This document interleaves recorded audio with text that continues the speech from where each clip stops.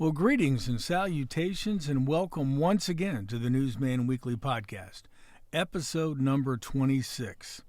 Last time I checked, a year had 52 weeks, so that means a full half year of this fun weekly gathering with all of you. My thanks to all of you for joining us once again for what I believe is going to be an epic show. Thanks once again to local country singer Luke Watson for crafting this show's theme song. Today, I'm joined once again by Zac Hiser, the executive producer of the Newsman Weekly. Welcome back, Zac. Have you made all preparations for Christmas? Are all the gifts wrapped? Have your daughters been to see Santa? And more importantly, is that Christmas tree you put up 7 months ago still standing high and proud? It is high and proud, and gifts are on their way. I did order them. They're in the postal service somewhere. In the transfer portal? Yep, in the transfer portal. I'm proud of myself for getting all my Christmas shopping done by, what is today, 12/17, the 17th? But you can't count it as shopping completed when you don't have them yet. That's true. You're counting on delivery people. I have a lot of faith in our postal service and in our Amazon trucks, Amazon delivery. The last postal employee I had great faith in was Benjamin Franklin. The guy who started it all. But your tree's still holding up. Tree's holding up. Kids have seen a few Santas. They like to be like, that's the fake Santa. That's not the real one. And see, when I was raising my boys, I always told them, that's one of his assistants. Right. That's the assistant. Right. Some of them are real sketchy out there. Yeah. And you just got to be like, that's an imposter. But the 8-year-old's starting to. She's starting to ask some questions. She's starting to. No, I don't think Santa's real. Yeah, Billy Bob Thornton played the best sketchy Santa of all time. Is that Bad Santa? Yeah, Santa, yeah. All right, also back with us today is Knox Page's reporter Grant Ritchey, who has somehow survived half a year as our show's official videographer. Ritchey, what is your favorite Christmas song? And tell me, does it involve an elf of some sort? It's probably All I Want for Christmas, which I think that's Mariah. Is that Mariah Carey?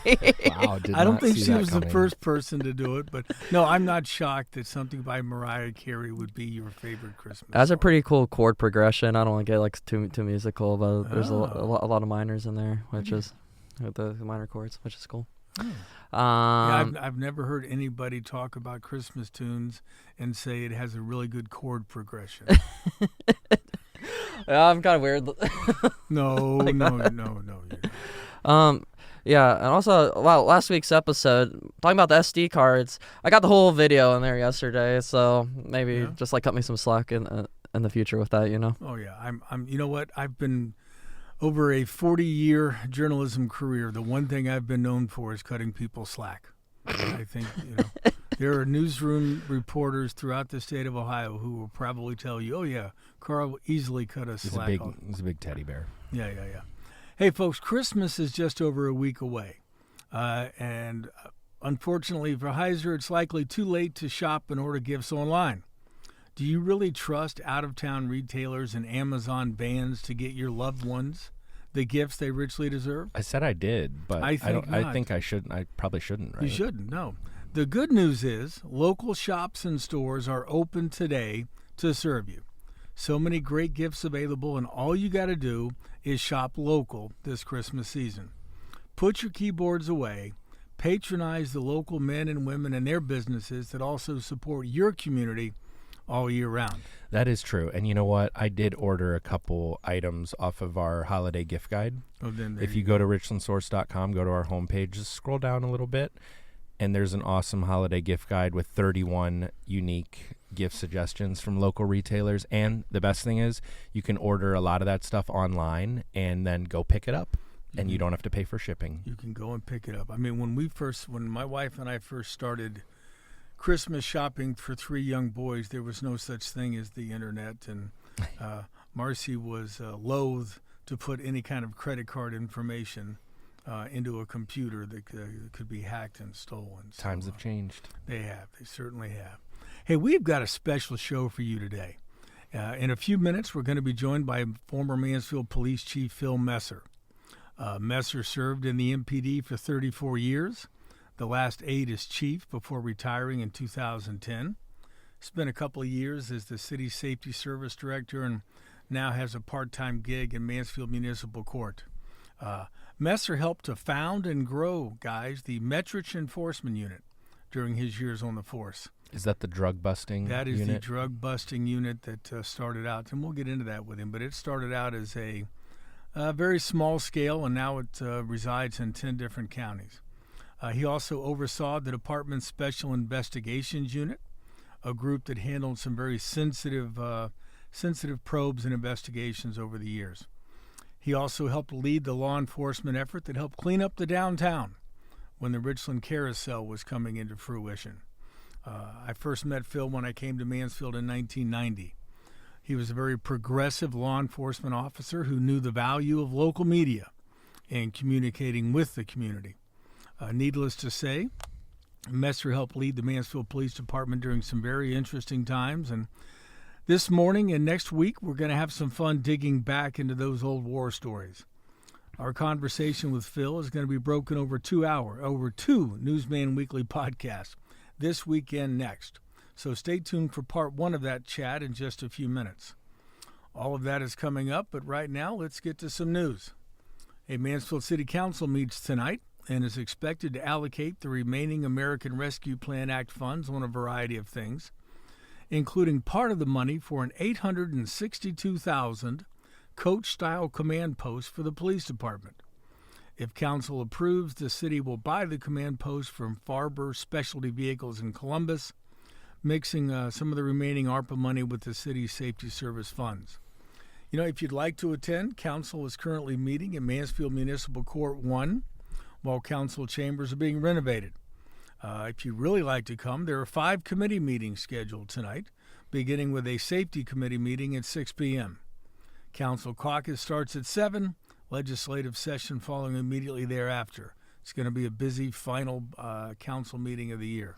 Is there often citizens that go to city council? There were more, I think, when they were still meeting in council chambers. I haven't seen that many while they've been temporarily relocated to Court 1. And what exactly is a command post? You know, I'm going to do a story about that. I don't know all the details myself yet. It looks really big. I'll just say that. Yeah. I don't know what you use it for. I'm going to talk to current police chief Jason Bauman and do a story so people have an idea. Look for that story. What that's all about. Hey, how much money they got to spend? You know, you're talking about like that command post. Oh, I think they've got like $700,000, but they're not going to use. I think I'd have to look at the actual legislation, but maybe 60 or 70,000 toward this. The rest of it coming from their own funds. But I will cover City Council tonight and Ritchie and give you a full report. All right, thank you. All right, it may be a cooler summer next year for canines at the Richland County Dog Warden and Adoption Center.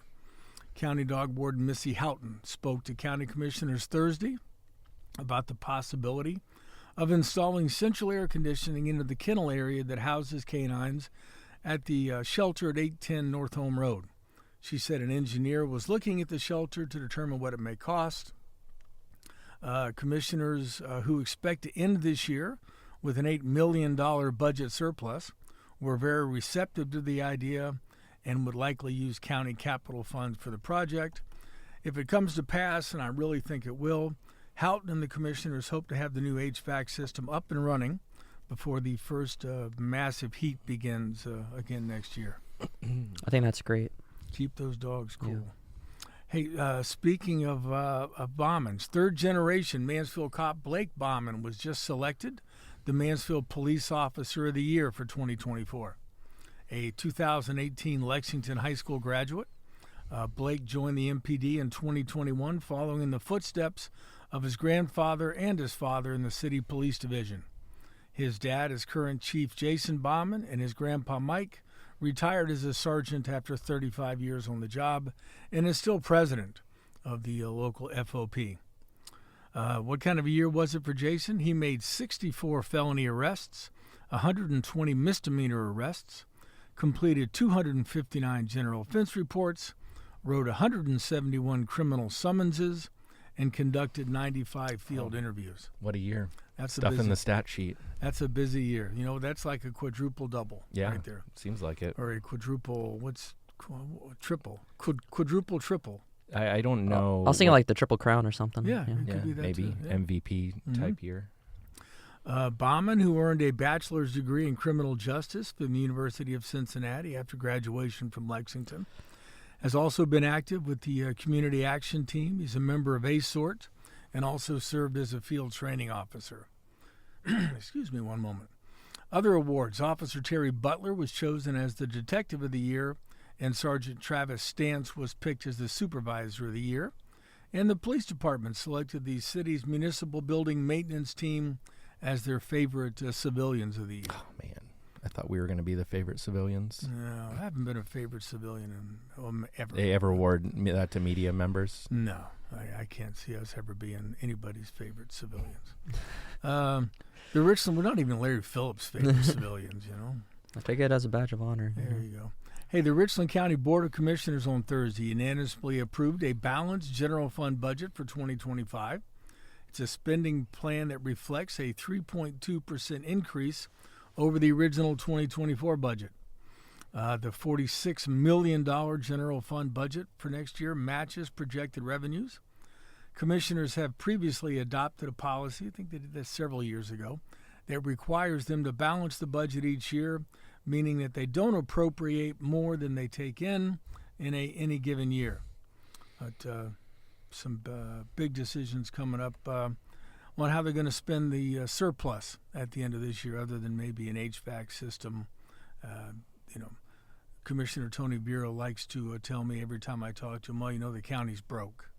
And that's not true. He wants to just save that surplus, probably. Well, I mean, they can only put it in so many different places. So, I mean, it's a nice problem to have. It's much like the problem Matt LaFleur has running the offense of my beloved Green Bay Packers right now. Got too many weapons. It's a tough problem to have. You know? Surplus of great players. Surplus of great players. All right.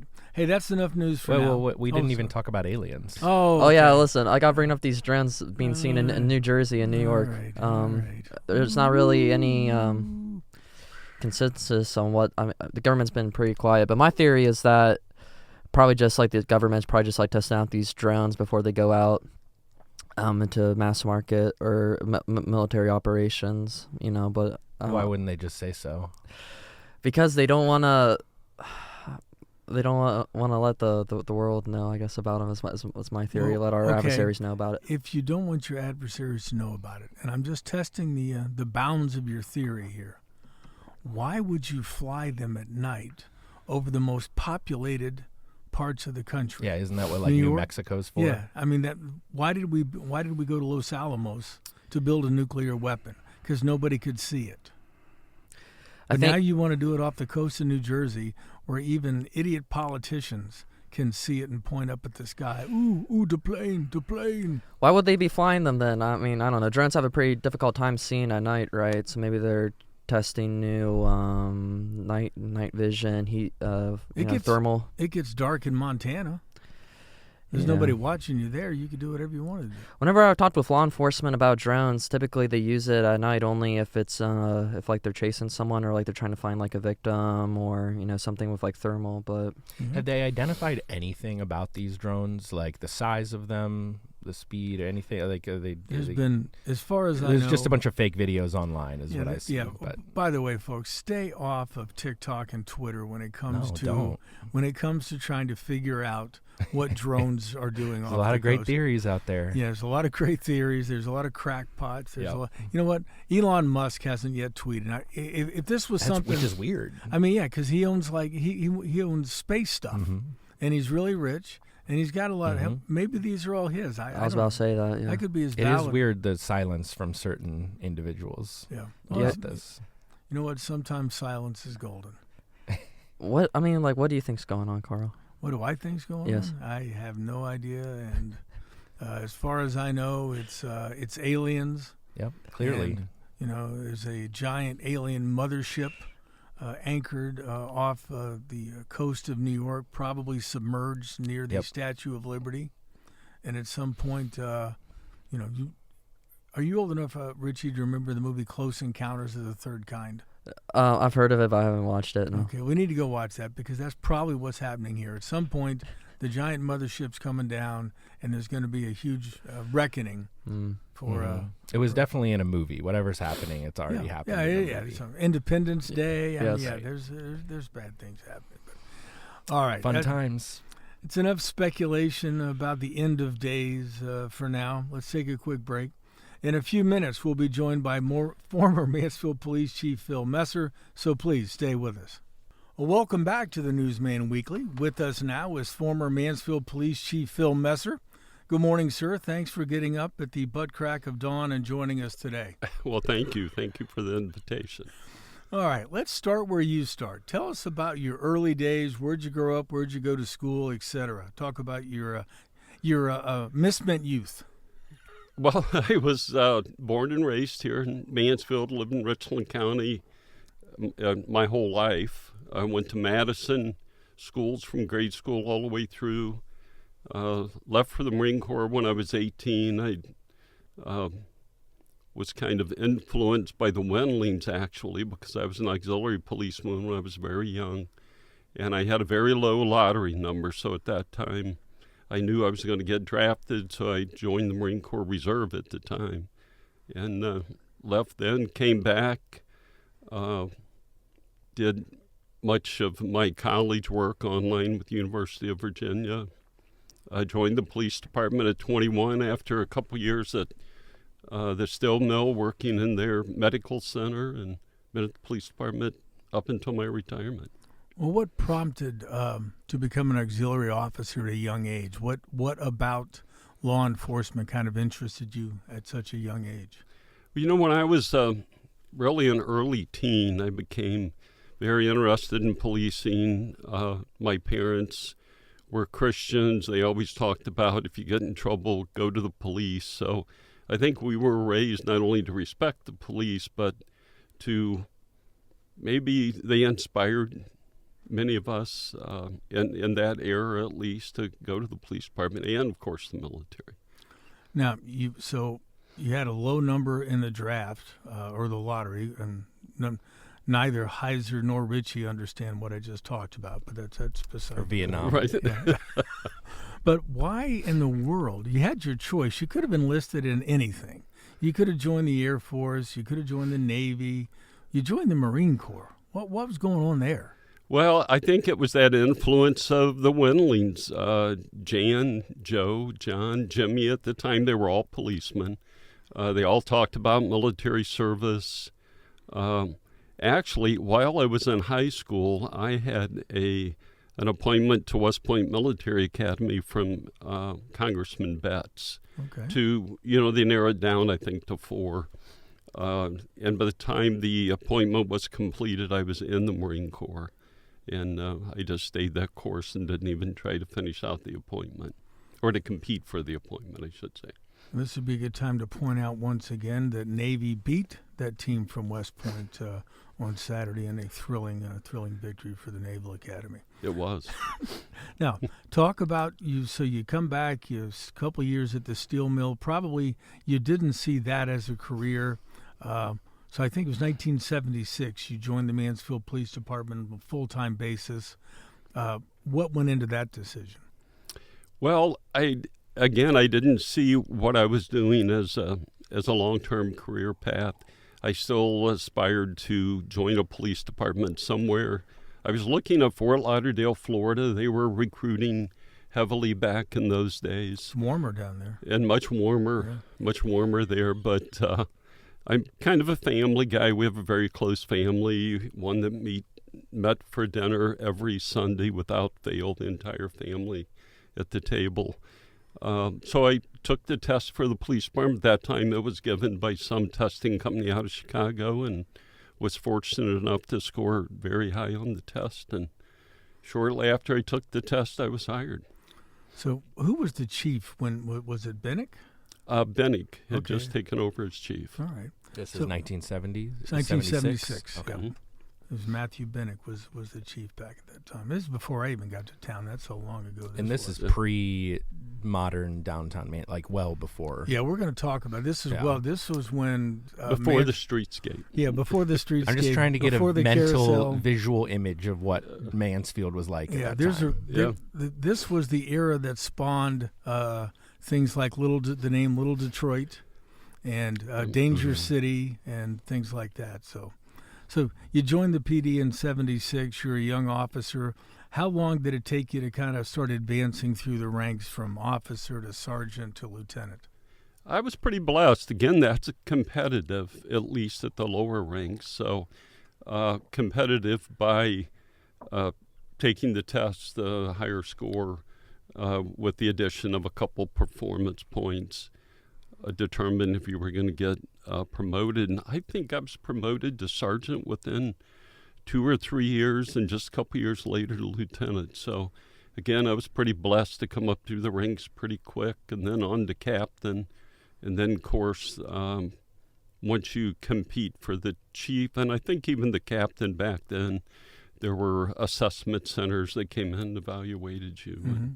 Well, when you were a patrol officer on the streets as a young cop, is there any one case that kind of sticks out in your mind, or any one experience that sticks out in your mind that it would be hard to forget?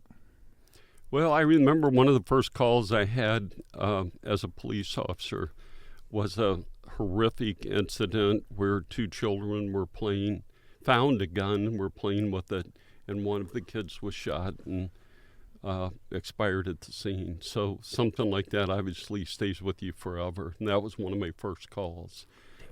Shortly thereafter, it's the ones that involve little kids or babies, or I remember the Teresa, I think it was Lapine homicide, where she had been beaten to death by someone, and when we got there, we had a call of a baby crying, and the baby was obviously there as well. So there's those things that stick with you forever. Yeah, I think talking about things happening to children, one of the things that sticks out in my mind, I don't remember who investigated at the time, but it was a young woman named Fayla Blake, and was living with a guy named Loy Hogan. And she had a baby. I don't think he was the father. And the baby did a lot of crying. I don't know if it had colic or whatever, but at some point during the evening, Fayla and/or Loy, I think it was probably Loy, got tired of hearing the baby cry, so they smothered the baby with a pillow and then tried to cover the crime by laying it. They lived in I don't remember the address, but it was an older building, and it had floor heating grates. And they laid the baby on the heating grate after they had smothered it and let it burn clear through to the bone, and then called 911. And when they got there, they tried to tell the police, well, the baby was sleeping on the floor. It must have rolled over on top of the heating grate and it burned up. I do remember that one well, and that's one of those that you try to put out of your mind, but you just never forget those images.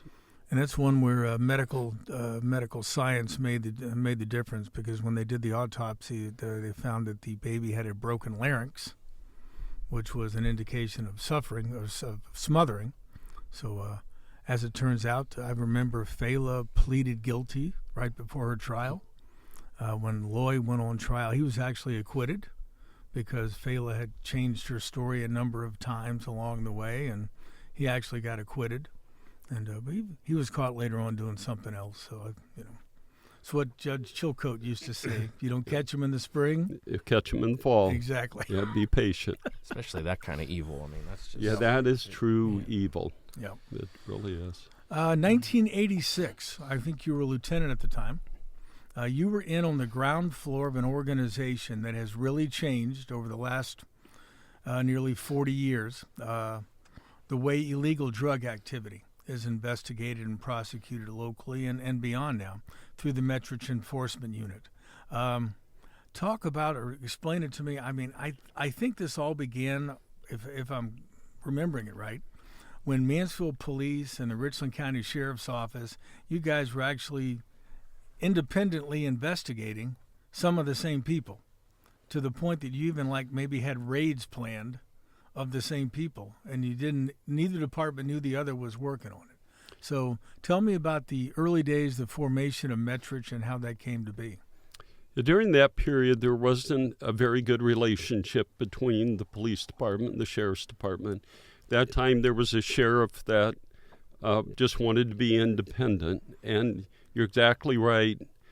METRICH was spawned from an incident where we were literally minutes away from having two armed groups known today as SWAT teams or tactical teams hitting the same residence in downtown Mansfield, which could have been horrific. That's happened in big cities where policemen and innocents have been, injured or killed. But from that, I remember John Allen at the time was the prosecutor, and Jerry Alt, the late Jerry Alt, Judge Alt, was an assistant prosecutor who did most of the METRICH cases and said, "This will stop tonight." Who was the sheriff at the time? I think the sheriff at the time was Petty. Okay. I think it was followed then by Shetler, if I remember correctly. But neither of them had really good open rapport with the police department for a multitude of reasons. And it could have been some blame on both sides. But at the time, they said something's got to change. And myself and Judge Alt, Jerry Alt, prosecutor at the time, and John Allen sat down and agreed that we would create some kind of task force if we could get the leadership to agree.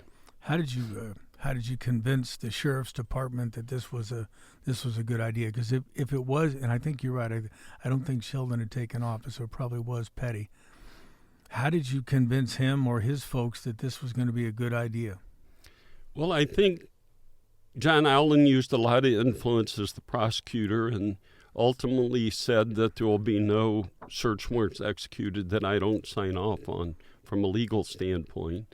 The judges agreed because we were so close to potentially having an horrific incident that they decided to give it a try. And then after we crafted it and I wrote the policies on how it would operate, then some state money became available, which was an enticement to everybody involved that, hey, we can pay for a lot of things with state and federal money, but the carrot at the end of that stick is you must work together and communicate. And that's kind of what helped get us started. Now, you were a lieutenant. What were you doing what was your day job as a lieutenant before you became the project director of METRICH? I was the lieutenant in charge of special investigations. Most police department had some kind of special unit that did drugs, prostitution, weapons, those kinds of things, and I was head of that unit at the time. Okay, so you get the sheriff's department, the police department, the prosecutor's office. There's going to be a cooperative sharing of information. At what point did it become not only are we going to share information, we're going to dedicate some manpower? I'm going to need one or two deputies to come over, a couple of guys from SIU to form this, so there's actually some both departments kind of have skin in the game in terms of personnel. Well, a lot of that was, I think, negotiating, trying to see what each department leadership wanted out of the organization, and saying there has to be a give and take. We'll try to give you the credit. METRICH will take the credit. That was always kind of a big issue back then that, hey, as the sheriff, I have to get reelected, you don't. If I don't tell the people I'm doing something positive. So we just negotiated back and forth. We'll let you be in front of the camera. But in trade, we need personnel. We need assets. We need you to sign off on cooperative agreements, those kinds of things. Now, you mentioned some grant money. And when I came to town in 1990 and I first was talking with you and I was talking with others about you, one of the nicknames I heard was Federal Phil for your ability to seek out and obtain federal grant dollars. I think the first really big one of those that you got was in 1988 with the Edwin Byrne Justice. How did you learn about these grants? How key were they to the early success of METRICH? Well, you can't do a whole lot without assets, and in order to get assets, you have to have money to buy the technology, the equipment, to pay for the drug buys, and the Edward Byrne Memorial Fund. I would go back, and I still do this today because I help the court get grants today, and I go back and read the original legislation and see what the thought of the legislators were when they created the fund.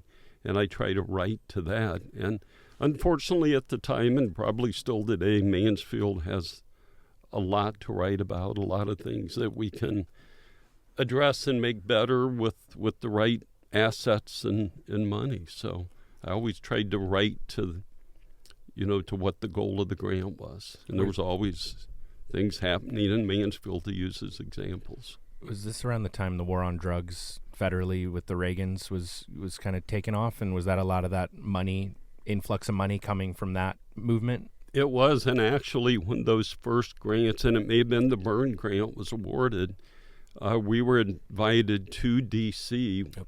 to hear President Reagan talk about somewhat the war on drugs, and J.B. Bond, of course. J.B. Bond, there's many a blast people from the know. past. That's certainly a unique guy that was just amazing. But we were both invited to go to D.C. and hear Reagan speak about, the war on drugs and what the goal was. Now, what were some of the big early successes that you experienced with METRICH, and what were some of the biggest challenges? Well, obviously the biggest challenge was keeping everyone working together and, setting. It wasn't real popular back then to set firm goals and objectives and try to achieve, small successes. But I think a couple of the first big raids we had, I'll never forget, we hit a small house not too far off the square in Mansfield and seized like $80,000 in cash and small sandwich bags. And everybody was stunned at the magnitude of that seizure back in the 80s. And then that was followed by some pretty big seizures of weapons that were being sold to young drug dealers and drugs themselves. And people began to believe, hey, this is going to work. And nobody has to write the big check. Right. A lot of people are writing little checks. I mean, because part of that is whenever you seize that money or you seize an asset, it's the old asset forfeiture. The person who you seize it from has to prove in court that they obtained it legally. Otherwise, you guys get to keep it. We got to keep it. And that stuff gets plowed back into investigations. Back into Christmas presents and, all of those things. Yeah, all those things, yeah. all of those things. Just a quick story I'll never forget. We did a drug deal here, a guy out of Chicago. We followed him back to Chicago, set up surveillance. We ended up, of course, getting DEA to help us, who was a big player with us, ATF at the time. So we're in downtown Chicago. We arrest the guy. He had just paid cash for a brand new Lincoln Continental. We had a lot of cash that was seized. We were all excited, fighting over who was going to get to drive this Lincoln when we got So the supervisor from DEA comes out and says, hey, great job, guys, and my boss is excited about this Lincoln. Oh. So we never saw the Lincoln. Obviously, it stayed in Chicago. But what kind of surveillance did you have on him? Back then, we had what they called fireflies. Okay. It was just a little thing we could put on a car that if you looked through glasses or night vision, it looked like there was a spotlight on it. Okay. And then we'd have 5 or 6 cars that would just, rotate back and forth as we followed in and out of traffic. But you went into big cities, you really needed air support of some kind. And around here, a lot of that came from Jeff Gorman. I mean, just an amazing family, of course, but a guy that was really interested in trying to help law enforcement any way he could. And he helped us more than once with some aerial surveillance. And there were no drones back in the day. You actually needed to get an airplane above. You did. When you look at drug investigations, what is the key to a successful drug investigation? I mean, how does it work? Well, drug investigations have to start with information. It has to start with what they say informants. And it does truly start by a low-level either dealer or heavy user that agrees to cooperate with you for some relief in the crime that they commit in order to go to the next level, and you just parlay that to, up the chain. But we talked about some of the things that you will always remember from your experiences in law enforcement, the homicides, the children. But there were also so many positive things where you could really help turn somebody's life around. I've received a number of letters over my career, people that said, I'm in prison, but you probably saved my life. And there's some good feeling about maybe putting someone back on the right path. It's kind of like today's specialized dockets. Right. In the courts. In the courts, just trying to, you don't want to see them again, so you try to help them be better. That same thing happens in these big drug investigations. But it's one person to the other just climbing up the chain. Speaking about chasing things to try to get to the next level, I remember going with you guys one night, and it was I know J.J. Goldsmith was there. I think you were there. I'm not sure who else was there. Went to one of these store and lock it kind of places. You guys had gotten a warrant. You popped it open. This thing is full of marijuana. I mean, giant bags. I mean, I'm thinking, this is going to be a great story. And it was either you or JJ turned around and said, listen, you can't write about this yet because this guy's giving to somebody else. There's a bigger deal. I think it was over in Marion County or something. Right. So you can't write about it tonight. I'm like, oh, man, you're killing me. But, yeah, And that was always we always were willing to take media with us. And, of course, at that time you represented a major media source in our area. But you had to trust the media you took with you because those things did happen. Hey, this is great. We would see even you get excited, man, it's going to be a heck of a front page story. But, yeah, you can't do that. Can't do this one, yeah. And I would just leads into my next question. When I came to town in 1990, I think you were one of the most unusual police officers that I'd ever met. Now, I'd worked in a small town in Cambridge, Ohio, and up in Fostoria, Ohio. And to be honest with you, most of the time, law enforcement officers I dealt with, they really had little or no use for talking to anybody from newspapers. You not only allowed media along on drug raids, you encouraged us to attend. And I remember you saying something at the time, if something goes wrong, or if somebody says something went wrong, I like a set of independent eyes here who are seeing what's going on. How much pushback did you get from your bosses in terms of you wanting to have the media along on these things and just the relationship between law enforcement and media in general? Well, there was heavy pushback initially because the big fear was we were going to do something either wrong, maybe not thoughtfully, but something's not going to go right, and it's going to be captured on film. Or, as you say, there's independent people there. My view has always been transparency. If we're going to do something wrong, it should be because, it's a mistake of the heart, as they say, not the mind. And I just never cared about somebody looking over my shoulder. I mean, I just think we have to be a little part of the solution. It's the public, and has to be through the media. It's the public through the media that's going to help us change communities and address crime and blight and all the other things that, it's not just crime, it's how a neighborhood looks. When we did the weed and seed initiatives in Johns Park, you have to change the neighborhood and the view of the residents before you're ever going to change crime. Do you feel like that made you guys better at your jobs with the media around? Like just Carl said, independent kind of eyeballs, but also like maybe some accountability or just kind of preventing some people from going off the rails or whatever? Well, I think it did because everybody had to think about, the cameras are here, the media's here. No body cams, no body cams at the time, no recorders. Law enforcement could pretty much do what they wanted to do, but I think it had people think. And I think we also trusted the media. If somebody, just said something off the wall, cursed when they shouldn't have.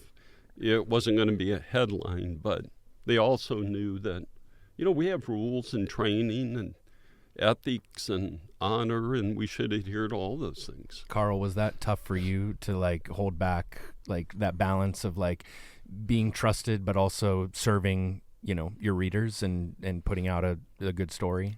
I mean, I was blessed in that I went on a number of raids with these guys, and I never encountered anything that made me stop and think, they really screwed that up and I've got to write about it.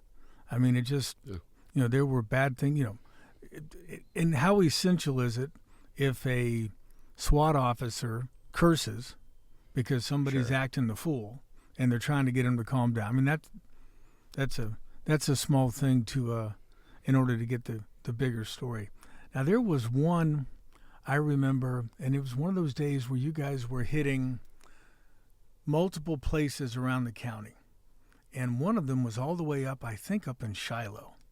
There's a family up there. I don't remember the last name, but there was a family known for drug dealing at the time. And I think somebody said, well, Carl, you can go here, here, or here because you're hitting the idea behind all these is to hit places simultaneously so they don't have time to get the word out. Yep. And I went to the one up in Shiloh, and I think it was somebody from the sheriff's department was there at the time, and we parked down below this small house, and we were at the bottom of a hill, and there's probably 6 guys. And I was younger then. I wasn't in horrible shape.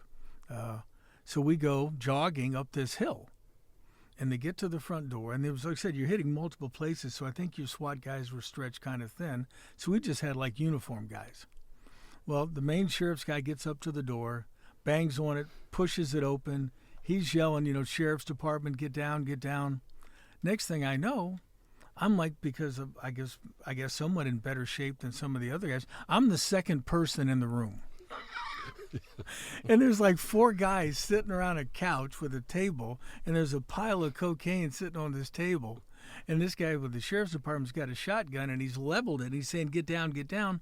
Well, one of the guys off to my left looks at me, and I'm standing there with a notebook and a pen. I didn't even have a camera. And he looks at me, and I said, yeah, what he said. And that's when I realized, what? I think I'll hold back just a little bit going forward because I'm not interested in participating in raids where I'm that close to the action. Well, and it could have been they just let you go first to draw fire if there were any. Well, it was but what a cast of characters you had working out there at the time. I remember when I took over the Cops and Courts beat back at the News Journal, one of the first people I think you introduced me to was J.J. Goldsmith, who was, I think, a lieutenant at the time. Amazing guy. And the first thing he told me was, I don't like the media, so I ain't never going to like you. And I took that as a personal challenge. And I think over the next several months, he and I became great friends. And I was in Springfield, I believe, working at the News Sun when J.J. passed away, and that was shocking news. But what a guy who was nobody more full of life than J.J. Goldsmith. No, he had fun. He really did. And he was he was one of those guys that really pushed back on the media. But I remember conversations many times with Tom Brennan that we had that one good investigative journalist can change government for the good in 1 year, probably more than most people could do in a lifetime. Just the media has to be part of the story. I mean, to get the story out, they have to be the independent eyes for good. Has that changed at all? I know we don't do as much Cops and Courts as you did back at the News Journal, but do you think even in Mansfield or just anywhere, is that was that a unique thing that you guys had going on at the time, do you think, or is that more progressed and is it more commonplace now? I don't think it's as good now as it once was from my perspective. I think there's a lot of things, whether it's law enforcement or finances or big projects or how you spend government money. I just don't think media puts the investment or the assets, back to the asset word, in those types of things like they used to, as far as it being widespread. I mean, Carl would know more than me about that. You have to think about when you talk about assets and resources. When I came to the News Journal in 1990, they hired me as a health reporter. They wanted to find the unhealthiest guy they could find and make him the health reporter. But we had probably upwards of 50-plus people in the newsroom. Newsrooms were way different. Yeah, when I came back as the managing editor in 97, we had 47 people, or FTEs, because some of them we know were part-timers. By the time I left in 2009, we were down to 23. Right. You know, Tom and I used to talk about that. We felt like we were presiding over the downward death spiral of an industry, and the only thing we could do is try to keep the dive as shallow as possible on its way down. I mean, yeah, it's tough to devote. I mean, when I was at the News Journal back at the time, we had at least one full-time reporter who did nothing but long-term projects and investigations, and that's all he or she did. You know, there was no, we had one person who covered Mansfield City Schools. We had one person who covered Madison schools.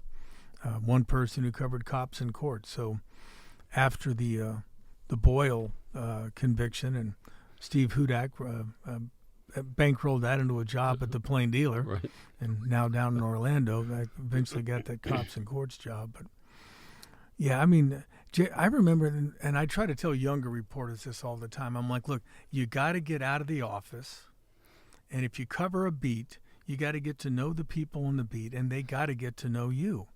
There had been, I don't know, a drug raid one night. I don't know that it was necessary. It wasn't one of the big ones that you guys do. But I had gone along, I'd written a story about it, and I think I was actually sitting with you and JJ when a radio reporter came in, and he was furious because he hadn't heard about it. He read about it in the newspaper that morning. And he's complaining, why didn't you guys tell me about this? You tell Hunnell about it. And it was either you or JJ looked at him or looked at each other and said, did you call Carl and tell him about this? No. And I believed him. Carl, where'd you hear about that? Well, I said, well, we were having breakfast at Mansfield Restaurant, and you guys mentioned you were doing it. And I looked at the radio reporter, and I said, you know what? You got to get out and have breakfast once in a while. It's everything's relationships. But back to that, I think our government misses the boat in not trying to subsidize some media projects. You know, we give away money for such bizarre, crazy things, or we give ARPA as a prime example, where you push out billions of dollars and people are scurrying to try to figure out how to spend it by the deadline. But a lot can be done by a good investigative work. Hear that, Jody Perry? Give us money. Yeah. I don't know that you could even do that, or how would they decide who gets it, but there's probably some conflict of interest there and some different things, but it's an interesting, it's an interesting concept, because I've seen some really positive things come from, investigative work, or even just articles that make people ask questions about what's happening. Now, back to METRICH as we kind of wrap up part one here. METRICH, from those early days back in 1986, when it was just kind of maybe a slightly tenuous relationship between two law enforcement agencies in the same city, it's now expanded into 10 counties, as far away as Wyandotte, Marion, Seneca. I know Knox County's in it, Ashland County's in it. So how does all this work? Is there one giant common database that everybody puts information into, or is this alliance primarily for grant funding purposes? No, it starts by we needed to figure out how we were going to share information, and now there are major databases that share that data, but back then there weren't. So we created a database that everybody sent their intelligence reports to the central office here in Mansfield, and we were able to share the information. So we would interview an informant, say in Mansfield, but they had information on something that was going on, in Findlay or all the way down by Columbus. And then from that came funding. When we would talk to the state legislatures, especially when Bill Harris was president of the Senate, he really took an interest in you can do more by sharing information, sharing resources. So the bigger the task force, the more funding you could apply for, and we eventually got. So we did grow to that 10 counties pretty quickly, and at the time we probably received more federal funding than anybody in the state. And I don't know how it is today, but I know those relationships are still strong, and they still meet, and they still do a lot of things collectively, a lot of good things collectively. All right, folks, we're going to leave it at that for today. Now, be sure to join us next week for part 2 of our conversation with former Mansfield Police Chief Phil Messer.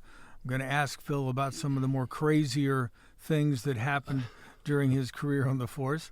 And I'll be back in a second to put a bow on this week's podcast. But until then, please remember what Mark Twain said. If you tell the truth, you don't have to remember anything.